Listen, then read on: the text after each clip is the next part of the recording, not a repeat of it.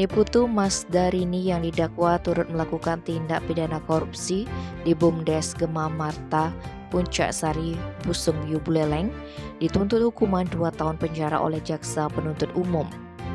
Selain itu, pada sidang lanjutan di Pengadilan Tipikor Denpasar, terdakwa juga dituntut pidana denda 50 juta rupiah, subsidiar 6 bulan kurungan. Kasintal, Kejari Buleleng Anak Agung Ngurah Jaya Lantara, Rabu 14 September mengatakan, dalam tuntutannya jaksa juga meminta majelis hakim yang mengadili perkara ini memutuskan terdakwa membayar uang pengganti sekitar 73 juta rupiah. Jika tidak dibayarkan maka diganti dengan pidana penjara selama 1 tahun. Menurut Jaksa Penuntut Umum, sebagai bendahara BUMDes, Mas Darini telah menyalahgunakan kewenangannya memperkaya diri sebesar 94 juta rupiah.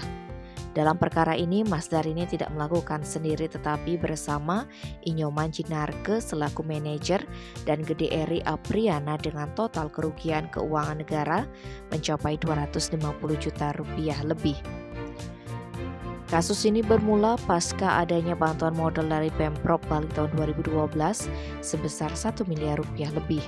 Uang dialokasikan untuk unit simpan pinjam 400 juta rupiah, unit pertokoan Wasarda 400 juta rupiah, pembangunan gedung 200 juta rupiah, dan operasional 20 juta rupiah.